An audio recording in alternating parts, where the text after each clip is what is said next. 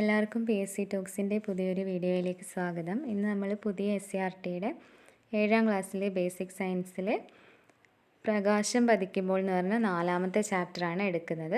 അപ്പോൾ ഇതിനകത്ത് പ്രകാശം കടത്തിവിടുന്ന വസ്തുക്കൾ, അതുപോലെ പ്രകാശത്തിൻ്റെ പ്രത്യേകതകൾ അങ്ങനെയൊക്കെയാണ് പറയുന്നത്. അപ്പോൾ നമുക്ക് തുടങ്ങാം. അപ്പോൾ പ്രകാശം കടത്തിവിടുന്നതും ആയി ബന്ധപ്പെട്ട് വസ്തുക്കളെ 3ആയി തിരിച്ചിട്ടുണ്ട്. സുതാര്യ വസ്തുക്കൾ, അതാര്യ വസ്തുക്കൾ, അതുപോലെ അർദ്ധധാര്യ വസ്തുക്കൾ. അപ്പോൾ ആ 3 വസ്തുക്കളുടെയും പ്രത്യേകതകളും അവ ഉപയോഗിക്കുന്ന സന്ദർഭങ്ങളുമാണ് ഇവിടെ പറയുന്നത്. അപ്പോൾ നമുക്ക് സ്റ്റാർട്ട് ചെയ്യാം.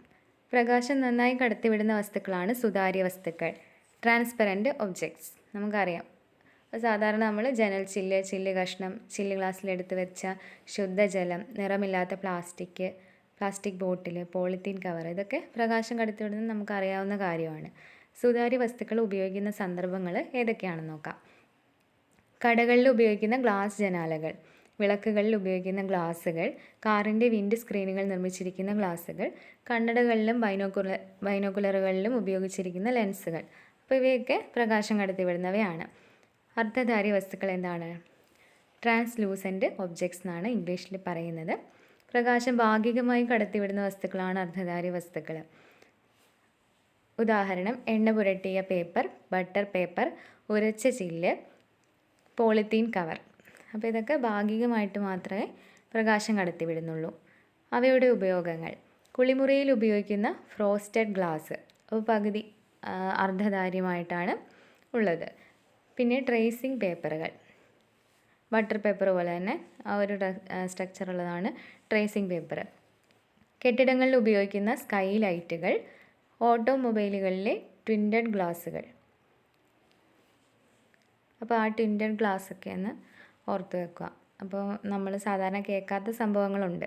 അപ്പോൾ കെട്ടിടങ്ങളിൽ ഉപയോഗിക്കുന്ന സ്കൈ ലൈറ്റുകളും ഓട്ടോമൊബൈലുകളിലെ ട്വിൻറ്റഡ് ഗ്ലാസുകളും അർദ്ധധാര്യ വസ്തുക്കൾക്കാണെന്ന് മനസ്സിലാക്കി വെക്കുക.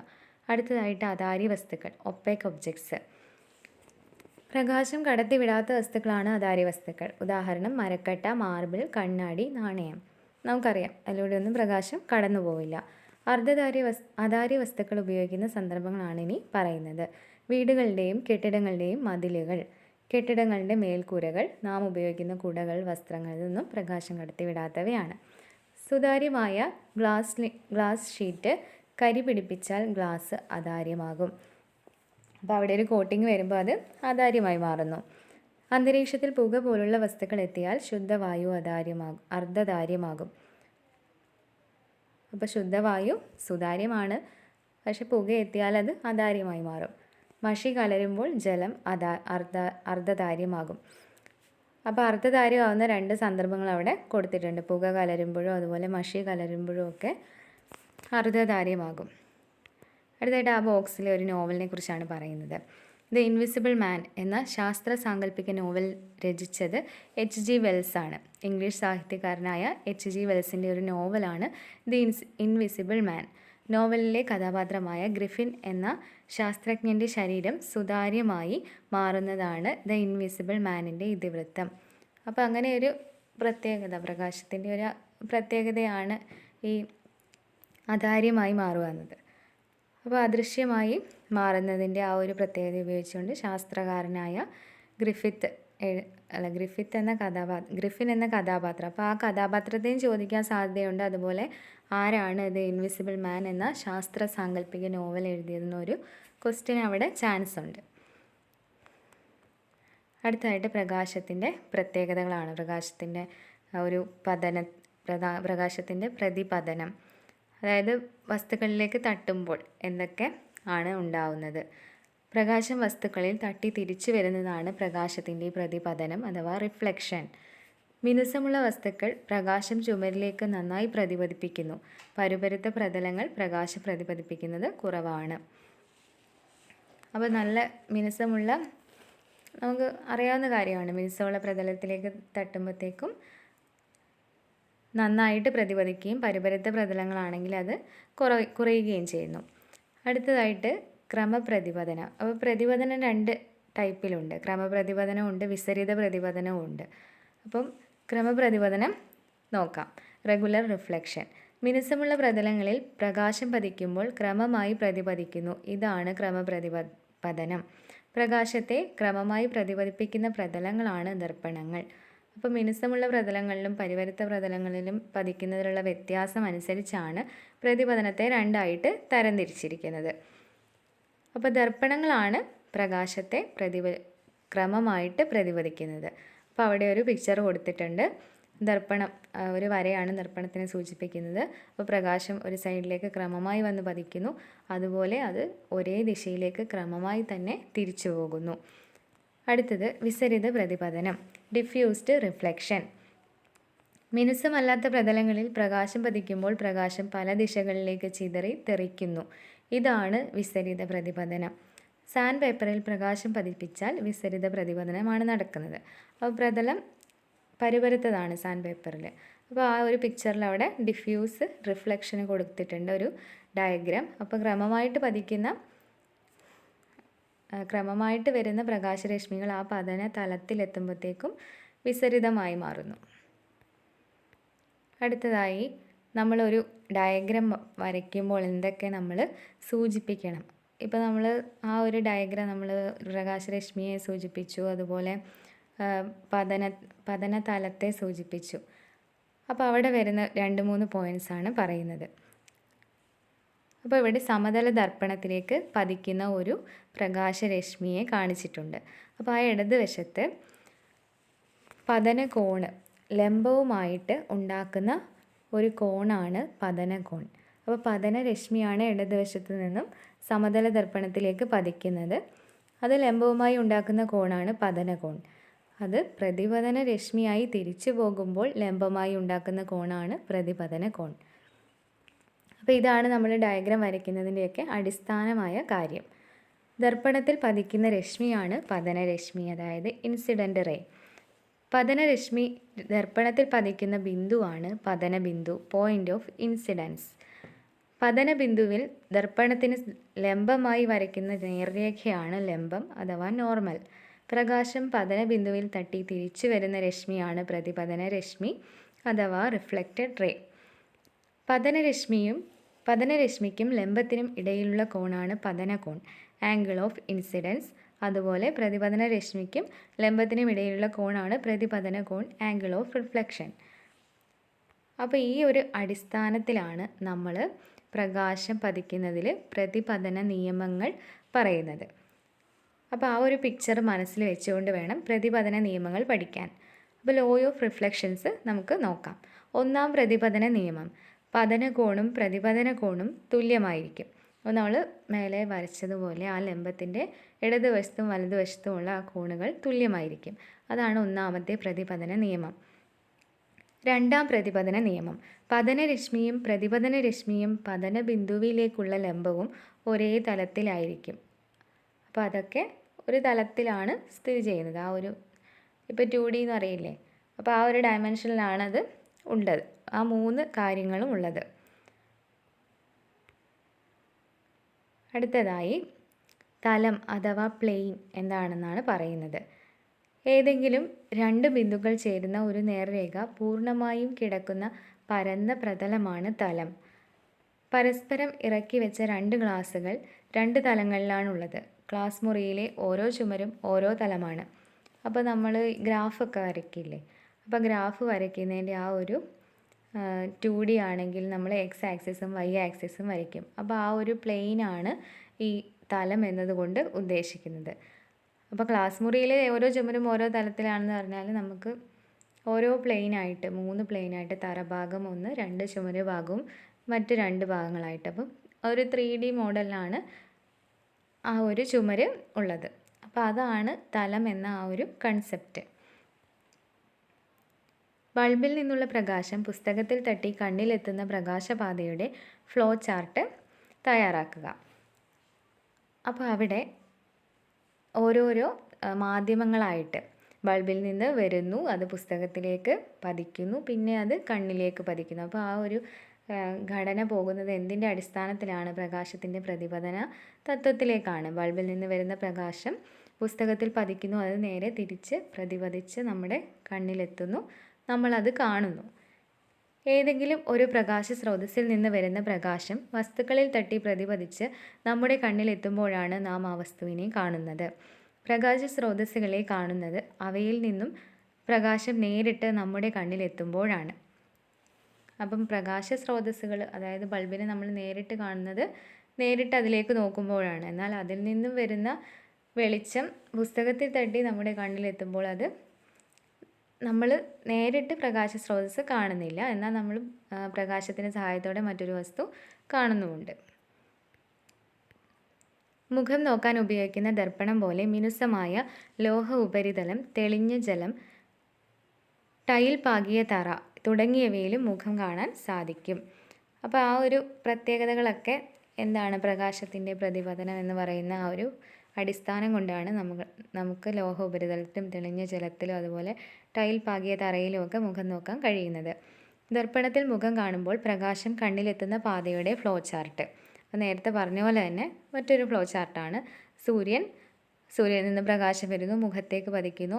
ആ പ്രതിപതിക്കുന്ന പ്രകാശം ദർപ്പണത്തിൽ തട്ടി പ്രതിപതിക്കുന്നത് പ്രകാശത്തിലൂടെ കണ്ണിലെത്തുന്നു.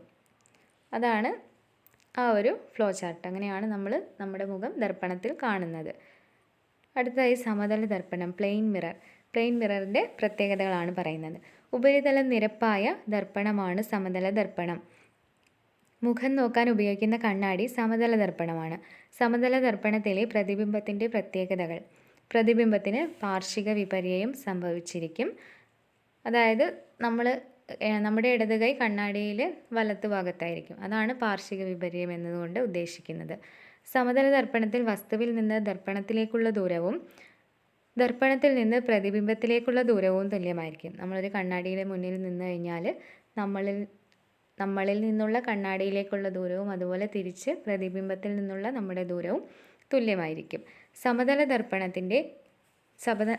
ദർപ്പണത്തിൽ വസ്തുവിൻ്റെ വലിപ്പവും പ്രതിബിംബത്തിൻ്റെ വലിപ്പവും തുല്യമായിരിക്കും. അപ്പോൾ പാർശ്വിക വിപര്യം സംഭവിച്ചാലും നമ്മുടെ അതേ വലിപ്പം തന്നെയാണ് നമ്മൾ കണ്ണാടിയിൽ കാണുന്നത്. സമതല ദർപ്പണത്തിലെ പ്രതിബിംബം നിവർന്നതും മിഥ്യയുമായിരിക്കും. അപ്പം നിവർന്നത് എന്ന് പറയുമ്പം മിഥ്യയായിരിക്കും, എന്നാൽ തലകീഴായതെന്ന് പറയുമ്പം യഥാർത്ഥവുമായിരിക്കും. ആ ഒരു പോയിന്റ് നമ്മൾ നോട്ട് ചെയ്ത് വെക്കണം. അത് നേരെ ഓപ്പോസിറ്റേ വരുള്ളൂ. അതായത് നമ്മുടെ കണ്ണിലെ പ്രതിബിംബം തലകീഴായതാണ്, പക്ഷേ യഥാർത്ഥമാണ്. ഇത് നേരെ തിരിച്ചാണ് ഇവിടെ വരുന്നത്. പ്രതിബിംബം നിവർന്നതാണ്, പക്ഷേ മിഥ്യയാണ്. അപ്പോൾ സമതല ദർപ്പണത്തിൻ്റെ പ്രത്യേകതകളിൽ പെടാത്തത് എന്ന് പറഞ്ഞ് ഓഡ് വൺ ഔട്ടായിട്ട് ചോദിച്ചു കഴിഞ്ഞാൽ നമുക്ക് 4 ഓപ്ഷനിൽ നിന്ന് കണ്ടെത്താൻ കഴിയുന്ന വിധത്തിൽ ഈ കാര്യം ഒന്ന് പഠിച്ചു വെക്കാം. അടുത്തതായി ഗോളീയ ദർപ്പണങ്ങൾ. ഗോളീയ ദർപ്പണത്തിലാണ് എന്ത് വരുന്നത്, കോൺവെക്സ് ദർപ്പണവും കോൺകേവ് ദർപ്പണവും വരുന്നത്. അപ്പോൾ സമതല ദർപ്പണം, കോൺവെക്സ് ദർപ്പണം, കോൺകേവ് ദർപ്പണം, അതൊക്കെ ഇമ്പോർട്ടൻ്റ് ആയ കാര്യങ്ങളാണ്. അത് ഉപയോഗിക്കുന്ന സന്ദർഭങ്ങളും ഒക്കെ പരീക്ഷയ്ക്ക് ചോദിക്കാറുണ്ട്. ഇപ്പോൾ സ്ഫെറിക്കൽ മിറേഴ്സ്. പ്രതിപതന തലം ഗോളത്തിൻ്റെ ഭാഗമായി വരുന്ന ദർപ്പണങ്ങളാണ് ഗോളീയ ദർപ്പണങ്ങൾ. ഗോളീയ ദർപ്പണങ്ങൾ 2 തരത്തിലുണ്ട്, അവതല ദർപ്പണവും അതുപോലെ ഉത്തല ദർപ്പണവും. അവതല ദർപ്പണമാണ് കോൺകേവ് ദർപ്പണം, അതുപോലെ ഉത്തല ദർപ്പണമാണ് കോൺവെക്സ് ദർപ്പണം. ആദ്യം നമുക്ക് അവതല ദർപ്പണത്തിൻ്റെ പ്രത്യേകതകൾ നോക്കാം. പ്രതിപതന തലം അകത്തോട്ട് കുഴിഞ്ഞ ഗോളീയ ദർപ്പണമാണിത്. യഥാർത്ഥ പ്രതിബിംബം സാധ്യമാക്കുന്ന ദർപ്പണം, നിവർന്നതും വലുതുമായ പ്രതിബിംബം. ഉത്തല ദർപ്പണം, പ്രതിപതന തലം പുറത്തേക്ക് ഉന്തി നിൽക്കുന്ന ഗോളീയ ദർപ്പണം, ചെറുതും മിഥ്യയും നിവർന്നതും കൂടുതൽ വിസ്തൃതി ലഭ്യമാകുന്നതുമായ പ്രതിബിംബം. ഒരു ദർപ്പണത്തിലൂടെ കാണാൻ കഴിയുന്ന ദൃശ്യമാനതയുടെ പരമാവധി വ്യാപ്തിയാണ് വീക്ഷണ വിസ്തൃതി അഥവാ ഫീൽഡ് ഓഫ് വ്യൂ. അപ്പോൾ നമ്മൾ ഒരു എക്സാമ്പിൾ എടുത്തിട്ട് ഇതൊക്കെ പഠിക്കുന്നതായിരിക്കും കൂടുതൽ നല്ലത്. അപ്പോൾ അവതല ദർപ്പണം എന്ന് പറയുമ്പോൾ കോൺകേവ് ദർപ്പണം ഉപയോഗിക്കുന്ന ഒരു സന്ദർഭം നമ്മൾ മനസ്സിൽ സങ്കല്പിക്കുക. കോൺകേവ് ദർപ്പണം കൂടുതലായും നമ്മൾ ഡെൻറ്റിസ്റ്റുകളുടെയൊക്കെ കയ്യിലാണ് കൂടുതലായും ഉള്ളത്. അപ്പോൾ ആ ഒരു സന്ദർഭം ഓർത്ത് വെച്ചിട്ട് ഈ 3 പോയിന്റുകളും പഠിക്കുക. അപ്പോൾ യഥാർത്ഥ പ്രതിബിംബമാണ്, അതുപോലെ നിവർന്നതും വലുതുമാണ്, വലുതായി കാണാൻ വേണ്ടിയാണ് നമ്മൾ അവിടെ അവതല ദർപ്പണം ഉപയോഗിക്കുന്നത്. പിന്നെ പ്രതിപതന തലം അകത്തോട്ട് കുഴിഞ്ഞ ഗോളീയ ദർപ്പണം, ആ ഒരു കണ്ടീഷൻ നമ്മൾ ഓർത്ത് വെച്ച് കഴിഞ്ഞാൽ ഡെൻറ്റിസ്റ്റിൻ്റെ കണ്ണാടിയിൽ നമ്മൾ മുഖം നോക്കുമ്പോൾ സന്ദർഭം ഓർത്താൽ നമുക്ക് ഈ അവതല ദർപ്പണത്തിൻ്റെ എല്ലാ പോയിൻറ്റ്സും കിട്ടും. അതുപോലെ ഉത്തല ദർപ്പണം പഠിക്കുമ്പോൾ നമ്മൾ കണ്ണാടി വാഹനങ്ങളിലെ റിയർ വ്യൂ മിററുകൾ ഓർക്കുക. അപ്പോൾ പ്രതിപതന തലം പുറത്തേക്ക് ഉന്തി നിൽക്കുന്നതാണ്. അതുപോലെ ചെറുതും മിഥ്യയും നിവർന്നതും കൂടുതൽ വിസ്തൃതി ലഭ്യമാക്കുന്നതുമായ പ്രതിബിംബം. നമുക്കറിയാം കുറേ ഏരിയ കവർ ചെയ്താൽ മാത്രമേ നമുക്ക് വാഹനങ്ങളുടെ കൂടുതൽ ഭാഗം കാണാനും ആക്സിഡൻറ്റുകളൊക്കെ കുറയ്ക്കാനും പറ്റുള്ളൂ. അപ്പോൾ ഒരു ദർപ്പണത്തിലൂടെ കാണാൻ കഴിയുന്ന ദൃശ്യമാനതയുടെ പരമാവധി വ്യാപ്തിയാണ് വീക്ഷണ വിസ്തൃതി. ആ പോയിൻ്റ് ഇമ്പോർട്ടൻ്റ് ആണ്. ഫീൽഡ് ഓഫ് വ്യൂ എന്താണെന്ന് ചോദിച്ചാൽ നമുക്ക് അത് എഴുതാൻ പറ്റണം. ആ വീക്ഷണ വിസ്തൃതി എന്ന് പറഞ്ഞ ആ ഒരു പോയിൻ്റ് ശ്രദ്ധിച്ചേക്കുക. ഇനി ആറന്മുള കണ്ണാടിയുടെ കുറച്ച് പ്രത്യേകതകൾ. ഭൗമസൂചിക പദവി ലഭിച്ച കേരളത്തിലെ ആദ്യത്തെ ഉൽപ്പന്നമാണ് ആറന്മുള കണ്ണാടി. പ്രത്യേകതരം ലോഹക്കൂട്ട്, അതായത് കോപ്പറും ടിന്നും കൊണ്ട് നിർമ്മിച്ചിരിക്കുന്ന ഒരു കണ്ണാടിയാണിത്. ആറന്മുള കണ്ണാടിയുടെ പ്രത്യേകത സാധാരണ ദർപ്പണത്തിനുള്ളതിനേക്കാൾ വ്യക്തമായ പ്രതിബിംബം ലഭിക്കുന്നു. അപ്പോൾ ആ വ്യക്തമായ പ്രതിബിംബത്തിനാണ് അവിടെ പ്രാധാന്യം. കോപ്പറും ടിന്നും ഉപയോഗിച്ച് നിർമ്മിച്ചിരിക്കുന്നു. അപ്പോൾ ആ ഒരു കോപ്പറിൻ്റെയും ടിന്നിൻ്റെയും സങ്കരമാണെന്ന് ഓർത്ത് വയ്ക്കണം. അടുത്തായിട്ട് പ്രകാശത്തിൻ്റെ പ്രകാശത്തിൻ്റെ അല്ല മിററിൻ്റെ പ്രത്യേകതയായ പാർശ്വിക വിപര്യം എന്ന ഒരു കൺസെപ്റ്റിനെ കുറിച്ചാണ് പറയുന്നത്. Lateral inversion. സമതല ദർപ്പണത്തിൽ വസ്തുവിൻ്റെ വലതുഭാഗം പ്രതിബിംബത്തിൻ്റെ ഇടതുഭാഗമായും വസ്തുവിൻ്റെ ഇടതുഭാഗം പ്രതിബിംബത്തിൻ്റെ വലതുഭാഗമായും കാണുന്നു. ഈ പ്രതിഭാസമാണ് പാർശ്വിക വിപര്യം. നമ്മളത് ചർച്ച ചെയ്തു. അതിന് എക്സാമ്പിളാണ് കൊടുത്തിട്ടുള്ളത്. ആംബുലൻസിൻ്റെ മുന്നിൽ പോകുന്ന വാഹനങ്ങളിലെ ഡ്രൈവർ റിയർ വ്യൂ മിററിലൂടെ നോക്കുമ്പോൾ അക്ഷരങ്ങൾ ശരിയായ രീതിയിൽ വായിക്കുന്നതിന് വേണ്ടിയാണ് ആംബുലൻസ് എന്ന വാക്ക് മുൻഭാഗത്ത് തിരിച്ചെഴുതിയിരിക്കുന്നത്. ഒരാളുടെ ഇടത് കവിളിലെ മറുക് പ്രതിബിംബത്തിൽ കാണുന്നത് വലതുഭാഗത്തായിരിക്കും. പുസ്തകം കണ്ണാടിക്ക് മുന്നിൽ പിടിക്കുമ്പോൾ കണ്ണാടിയിലൂടെ വായിക്കാൻ സാധിക്കുന്നില്ല. അതൊക്കെ പാർശ്വിക വിപര്യത്തിൻ്റെ കീഴിൽ വരുന്ന എക്സാമ്പിളുകളാണ്. ഈ 3 എക്സാമ്പിളുകളും പഠിച്ചേക്കണം. അടുത്തതായി ആവർത്തന പ്രതിപതനം, മൾട്ടിപ്പിൾ റിഫ്ലക്ഷൻ. പ്രതിപതന പ്രതലങ്ങൾക്കിടയിൽ അങ്ങോട്ടും ഇങ്ങോട്ടും പ്രകാശം ഒന്നിലധികം തവണ പ്രതിപദിക്കുന്നതാണ് ആവർത്തന പ്രതിപതനം. അതിന് എക്സാമ്പിൾ, അഭിമുഖമായി വെച്ച 2 ദർപ്പണങ്ങൾക്കിടയിൽ മെഴുകുതിരി വെച്ചാൽ അനേകം പ്രതിബിംബങ്ങൾ കാണാൻ സാധിക്കും. ബാർബർ ഷോപ്പിൽ ആവർത്തന പ്രതിപതനം ഉപയോഗപ്പെടുത്തുന്നുണ്ട്. അതുകൊണ്ട് നമ്മൾ ഡ്രസ്സിങ് റൂമിൽ പോയി കഴിഞ്ഞാലും ഒക്കെ നമുക്ക് തുണിക്കടകളിലെ ഡ്രസ്സിങ് റൂമുകളിലും കുറേ അധികം പ്രതിബിംബങ്ങൾ നമുക്ക് കാണാൻ പറ്റും. ചുറ്റും കണ്ണാടി വെച്ച് കഴിഞ്ഞാൽ ഈ മൾട്ടിപ്പിൾ റിഫ്ലക്ഷൻ എന്ന ഒരു പ്രതിഭാസം കൊണ്ടാണ് ആ ഒരു കാര്യം അവിടെ സാധ്യമാവുന്നത്. കാലിഡോസ്കോപ്പ് നിർമ്മാണത്തിന് ഉപയോഗിക്കുന്ന ദർപ്പണമാണ് സമതല ദർപ്പണം. അപ്പോൾ കാലിഡോസ്കോപ്പും പെരിസ്കോപ്പും ചോദിക്കാറുണ്ട്. അതിലുപയോഗിക്കുന്ന ദർപ്പണം ഏതാണെന്ന് എക്സാമിന് ഇതിനു മുന്നേ ചോദിച്ചിട്ടുണ്ട്. അപ്പോൾ കാലിഡോസ്കോപ്പ് സമതല ദർപ്പണമാണ് ഉപയോഗിക്കുന്നത്. 3 എണ്ണമാണ് ഉപയോഗിക്കുന്നത്. കാലിഡോസ്കോപ്പ് തിരിച്ചു നോക്കുമ്പോൾ കാണുന്ന വർണ്ണ കാഴ്ചകൾക്ക് കാരണം ആവർത്തന പ്രതിപതനമാണ്. അടുത്തത് പെരിസ്കോപ്പ്. കാലിഡോസ്കോപ്പിൻ്റെ ചിത്രങ്ങളൊക്കെ വേണമെങ്കിൽ ഒന്ന് ഗൂഗിൾ ചെയ്ത് നോക്കിയാൽ മതി.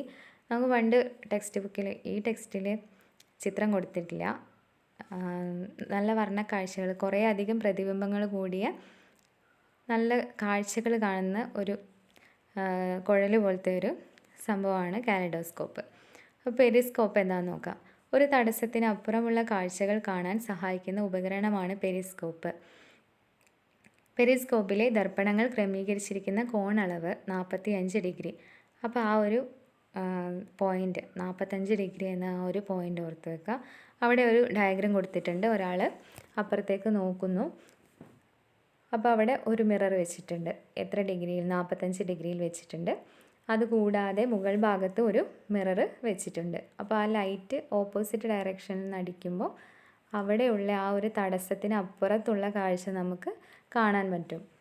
പ്രകാശത്തിൻ്റെ പ്രതിപതന നിയമങ്ങളുടെ അടിസ്ഥാനത്തിലാണ് പെരിസ്കോപ്പ് പ്രവർത്തിക്കുന്നത്. നമ്മൾ 2 നിയമങ്ങൾ നേരത്തെ പറഞ്ഞിരുന്നല്ലോ. അപ്പോൾ ആ ഒരു പ്രതിപതന നിയമങ്ങളുടെ അടിസ്ഥാനത്തിലാണ് പെരിസ്കോപ്പ് പ്രവർത്തിക്കുന്നത്. സങ്കീർണമായ പെരിസ്കോപ്പുകളിൽ ദർപ്പണത്തിന് പകരം പ്രിസങ്ങളാണ് ഉപയോഗിക്കുന്നത്. അപ്പോൾ പ്രിസത്തിൻ്റെ പ്രത്യേകത എന്താ? 3 ഭാഗത്തും ഇത് കണ്ണാടി പോലത്തെ ഭാഗങ്ങളുണ്ട്. അതുപോലെ അത്രയും പ്രതിബിംബങ്ങൾ ലഭിക്കും. അപ്പോൾ പ്രിസമാണെങ്കിൽ ഒന്നും കൂടി ആക്യുറേറ്റ് ആയിട്ട് നമുക്ക് കാഴ്ച ശരിയായി കാണാൻ പറ്റും. അതാണ് സങ്കീർണമായ പെരിസ്കോപ്പുകളിൽ പ്രിസങ്ങൾ ഉപയോഗിക്കാൻ കാരണം. പെരിസ്കോപ്പിൻ്റെ താഴെയുള്ള കണ്ണാടിയിൽ നോക്കുമ്പോൾ മുകളിലെ കാഴ്ച കാണുന്നതിന് കാരണം ആവർത്തന പ്രതിപതനമാണ്. അപ്പോൾ ആ ഒരു പോയിൻ്റ് ഇമ്പോർട്ടൻ്റ് ആണ്. ആവർത്തന പ്രതിപതനമാണ് പെരിസ്കോപ്പിന് പിന്നിലെ അടിസ്ഥാനം. ആഴക്കടലിൽ സഞ്ചരിക്കുന്ന മുങ്ങിക്കപ്പലുകളിലെ നാവികരിൽ യുദ്ധമുഖത്തെ ട്രെഞ്ചിനുള്ളിൽ ഇരുന്ന് ശത്രുക്കളെ നിരീക്ഷിക്കുന്ന പട്ടാളക്കാരിൽ പെരിസ്കോപ്പ് പ്രയോജനപ്പെടുത്തുന്നു. അപ്പോൾ അവിടെ ആഴക്കടൽ ഒരു തടസ്സമായിട്ട് മുന്നിലുണ്ട്, പക്ഷേ അതിന് ഉള്ളിലെ കാര്യങ്ങൾ പുറത്തുള്ള പട്ടാളക്കാർക്ക് കാണാൻ വേണ്ടിയിട്ട് പെരിസ്കോപ്പ് ഉപയോഗപ്രദമാണ്. കോണളവും പ്രതിബിംബങ്ങളുടെ എണ്ണവും. അപ്പോൾ ആ ഒരു പോയിന്റിൽ നമുക്ക് എത്രയാണോ കോണളവെങ്കിൽ പ്രതിബിംബങ്ങളുടെ എണ്ണം നമുക്ക് പറയാൻ പറ്റും. തുല്യ വലിപ്പമുള്ള 2 സമതല ദർപ്പണങ്ങൾ വിവിധ കോണുകളിൽ ക്രമീകരിക്കുമ്പോൾ പ്രതിബിംബങ്ങളുടെ എണ്ണം വ്യത്യാസപ്പെടുന്നു. കോണളവ് കൂടുമ്പോൾ പ്രതിബിംബങ്ങളുടെ എണ്ണം കുറയുന്നു. കോണളവ് കുറയുമ്പോൾ പ്രതിബിംബങ്ങളുടെ എണ്ണം കൂടുന്നു. അപ്പോൾ കുറേ കണ്ണാടി വെച്ചതുകൊണ്ട് തന്നെ കാര്യമില്ല. കുറേ പ്രതിബിംബം കിട്ടണമെങ്കിൽ ആ കോണ അളവിലും കൂടി നമ്മൾ ശ്രദ്ധിക്കേണ്ടതായിട്ടുണ്ട്. അപ്പോൾ അതിൻ്റെ ഒരു ഇക്വേഷനൊക്കെ കൊടുത്തിട്ടുണ്ട്. കോണളവ് x ഡിഗ്രി ആണെങ്കിൽ പ്രതിബിംബങ്ങളുടെ എണ്ണം കാണാൻ 360/x - 1. അപ്പോൾ അതനുസരിച്ച് ആ ഒരു ടേബിളിൽ കോണളവും പ്രതിബിംബങ്ങളുടെ എണ്ണവും കൊടുത്തിട്ടുണ്ട്. കോണളവ് 30 ഡിഗ്രി ആണെങ്കിൽ നമുക്ക് ആ ഒരു ഇക്വേഷനിൽ സബ്സ്റ്റിറ്റ്യൂട്ട് ചെയ്താൽ 11 കിട്ടും. അതുപോലെ 60 ആണെങ്കിൽ 5, 90 ഡിഗ്രി ആണെങ്കിൽ 3, 120 ഡിഗ്രി ആണെങ്കിൽ 2 അപ്പോൾ ഈ ഇക്വേഷൻ ഇമ്പോർട്ടൻ്റ് ആണ്. ഏത് കോണളവ് തന്നു കഴിഞ്ഞാലും നമുക്ക് പ്രതിബിംബങ്ങളുടെ എണ്ണം എത്രയാണെന്ന് നമുക്ക് കണ്ടുപിടിക്കാൻ പറ്റും. അടുത്തതായി പ്രകാശ മലിനീകരണം. രാത്രിയിലെ കൃത്രിമ പ്രകാശം ജീവികളെ പ്രതികൂലമായി ബാധിക്കുന്നുണ്ട്. ഇരുട്ടിൽ ഇര തേടുന്ന ഒട്ടേറെ ജീവികൾക്ക് കൃത്രിമ വെളിച്ചം ദോഷമാകുന്നുണ്ട്. തവളകൾക്ക് രാത്രി അമിതമായി പ്രകാശമേൽക്കുമ്പോൾ അവയുടെ ഇണചേരൽ വിളി തടസ്സപ്പെടുകയും അവയുടെ പ്രത്യുൽപാദന ശേഷി കുറയുകയും ചെയ്യുന്നതായി കണ്ടെത്തിയിട്ടുണ്ട്. വെളിച്ചം പക്ഷികളെ ആകർഷിക്കുകയും അവയെ വഴിതെറ്റിക്കുകയും ചെയ്യുന്നു. റോഡിലുള്ള വലിയ വെളിച്ചം കാരണം മൂങ്ങ പോലുള്ള പക്ഷികൾക്ക് രാത്രിയിൽ കണ്ണു കാണാൻ സാധിക്കുന്നില്ല. തെളിഞ്ഞ രാത്രികളിൽ മാത്രം കാണാവുന്ന പല ആകാശ കാഴ്ചകളും മനുഷ്യർക്ക് നഷ്ടമാകുന്നതിന് രാത്രിയിലെ തീവ്രമായ പ്രകാശം കാരണമാകുന്നുണ്ട്. അപ്പോൾ നമ്മൾ പ്രകാശത്തിൻ്റെ ആവശ്യകത ഇത്രയേറെ ഉണ്ടെങ്കിലും ഇതുകൊണ്ടുള്ള ദോഷങ്ങളാണ്, പരിസ്ഥിതിക്ക് ഉണ്ടാകുന്ന ചില ദോഷങ്ങളാണ് ഇവിടെ ചർച്ച ചെയ്യുന്നത്. അപ്പോൾ ആ ഒരു കാര്യവും ഇവിടെ ഇമ്പോർട്ടൻ്റ് ആണ്. പ്രകാശ മലിനീകരണം പഠിച്ചു വെക്കുക. പിന്നെ ആ ഒരു ഇക്വേഷൻ 360/x - 1 ആ ഒരു ഇക്വേഷൻ പ്രധാനമാണ്. അതുപോലെ ദർപ്പണങ്ങളുടെ ഉപയോഗങ്ങൾ അതൊക്കെ ഇതിനു മുന്നേ ചോദിച്ചിട്ടുള്ള ഭാഗം തന്നെയാണ്. പിന്നെ പുതിയ SCERTയിൽ ആഡ് ചെയ്തിരിക്കുന്നത് ഈ ഒരു നോവലിൻ്റെ പേരാണ്. H.G. വെൽസിൻ്റെ ഒരു നോവലിൻ്റെ പേരും അവിടെ കൊടുത്തിട്ടുണ്ട്. അപ്പോൾ അടുത്ത ക്ലാസ്സുമായിട്ട് വീണ്ടും കാണാം. താങ്ക്സ്.